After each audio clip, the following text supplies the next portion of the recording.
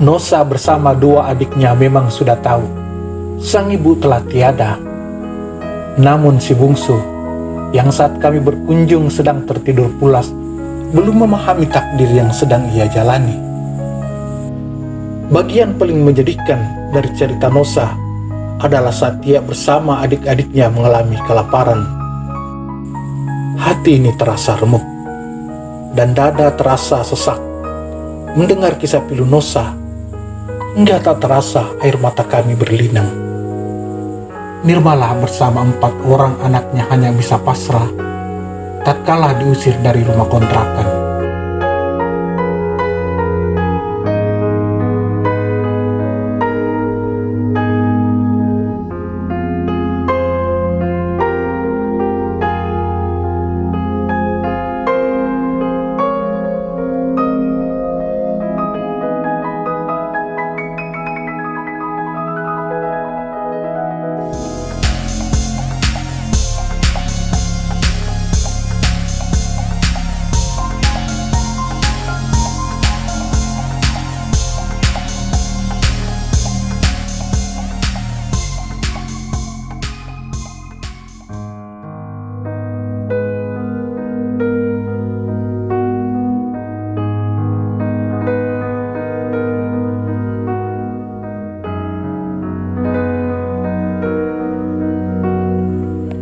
Andai saja diberi pilihan, pastilah Nosa bersama adik-adiknya tak akan pernah memilih jalan hidup seperti saat ini.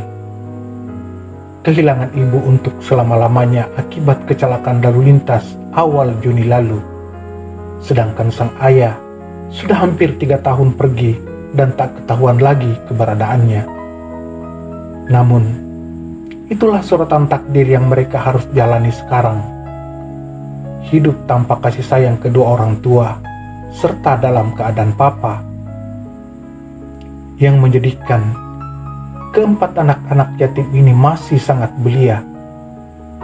Nosa yang merupakan anak sulung baru berusia 12 tahun. 3 orang adiknya masing-masing baru berumur 7 tahun, 5 tahun dan 2 tahun.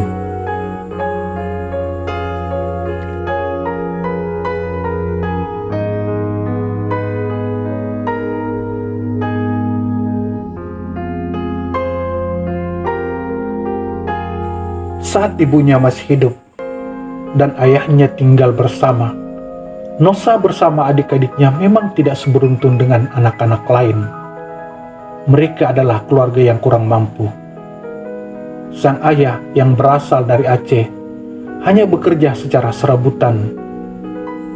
Sementara ibunya, Nirmala almarhum, tidak memiliki waktu untuk bekerja karena harus mengurus 4 orang anaknya yang masih kecil-kecil.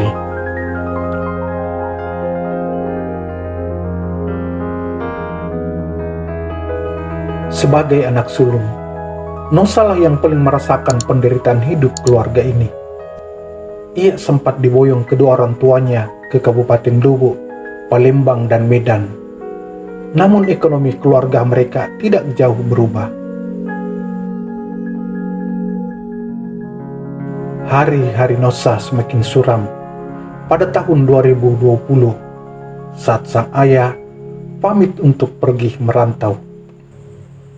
Saat kami mengunjungi mereka untuk menyalurkan donasi dari warga Desa Polonro, Kecamatan Lamuru, Minggu 25 Juni 2023, Nosa bercerita, pada awal pergi merantau, sang ayah masih sering menelpon.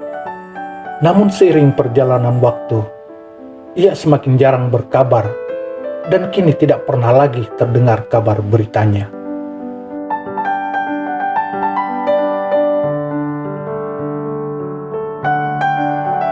Bagian paling menjadikan dari cerita Nosa adalah saat ia bersama adik-adiknya mengalami kelaparan. Sebagai anak sulung, Nosa kemudian berusaha mencari makanan buat diri dan adik-adiknya. Karena hari itu bertepatan hari Jumat, Nosa berjalan kaki mencari pembagian makanan Jumat berkah, namun hasilnya nihil.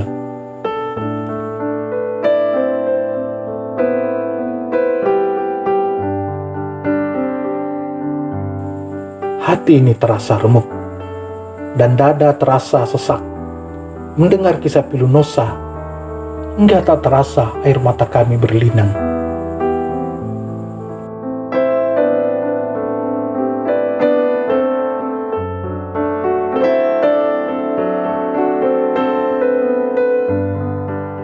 Sepeninggal suaminya, kehidupan Nirmala bersama anak-anaknya memang semakin terpuruk. Usma, saudara Nirmala yang kini merawat Nosa bersama adik-adiknya, menceritakan, untuk menyambung hidup, Irma, panggilan akrab Nirmala, merintis usaha minuman pop ice di kawasan sentral Palaka, Watampone. Saat berangkat kerja, anak-anaknya ditinggalkan berempat di rumahnya di perumahan Villa Art Regency, kata Usma. Suatu hari di pertengahan tahun 2022, anak ketiga Nirmala jatuh sakit sehingga harus mendapat perawatan medis. Menurut Usma, uang simpanan buat sewa kontrakan rumah terpaksa digunakan untuk keperluan perawatan. Namun setelah anaknya sembuh, Nirmala disambut persoalan lain.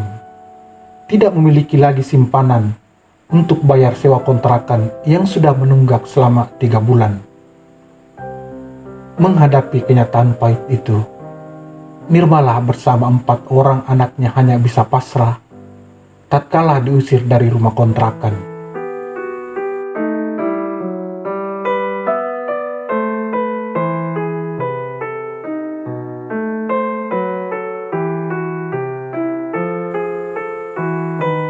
Sejak ibu kandung mereka meninggal, Nosa bersama adik-adiknya tinggal di rumah kontrakan Usma, pamannya di Kelurahan Majang, Kecamatan Tanitiriatang Timur, Watampone.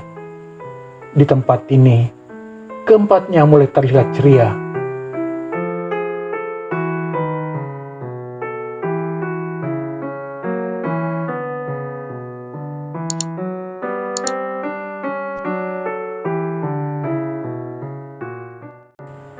Nosa bersama 2 adiknya memang sudah tahu sang ibu telah tiada.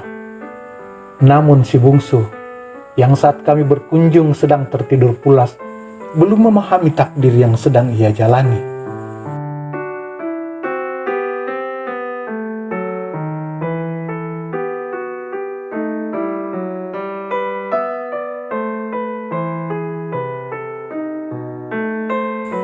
Selain keempat anak yatim itu, di rumah kontrakan Usma yang disewa seharga 600.000 per bulan, juga ada nenek Nosa yang sudah usur dan menderita stroke, Pak Ambo saudara Usma, serta seorang pamannya.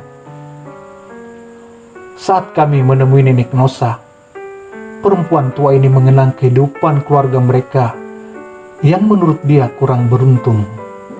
Suaminya meninggal sekitar 4 bulan sebelum Nirmala dipanggil menghadap ke Sang Halik. Beberapa tahun yang lalu, anak bungsunya yang baru tamat SMP juga berpulang ke rahmatullah. 2 orang anaknya yang masih hidup, Usma dan Ambo, sampai sekarang juga masih membujang. Dari 8 orang penghuni rumah kontrak, hanya Usma seorang diri yang mencari nafkah. Ia merupakan karyawan salah satu toko bahan bangunan di kota Watampone. Meski demikian, Usma dan Ambo bertekad merawat dan memelihara Nosa bersama adik-adiknya agar kelak mereka bisa menjadi orang. Biasa. Kalau besar kimia apa?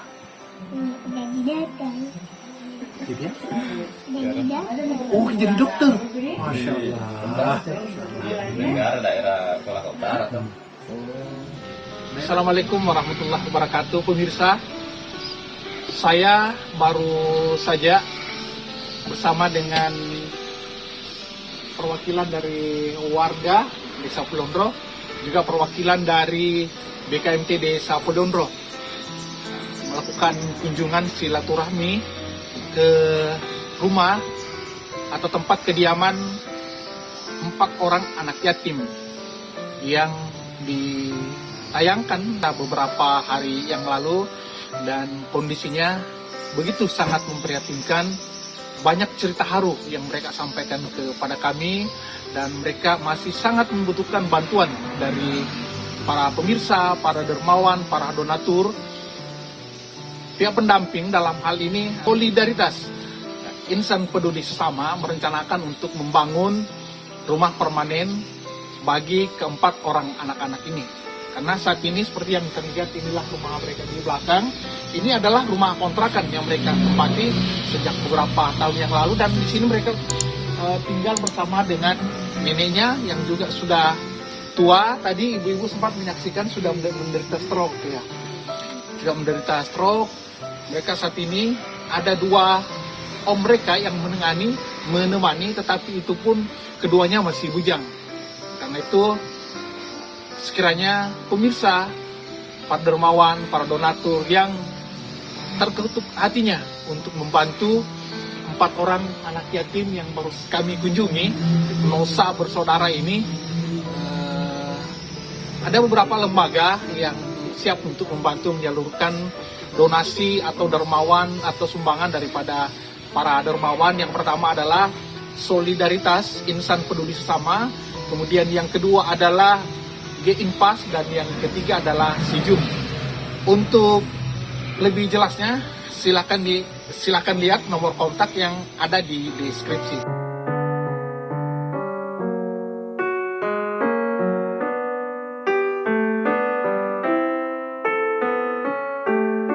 Dari kota Watampone, mobile jurnalis TV Desa Bone, Hardi Mahendra, bersama kameramen Kemal Putra mengabarkan.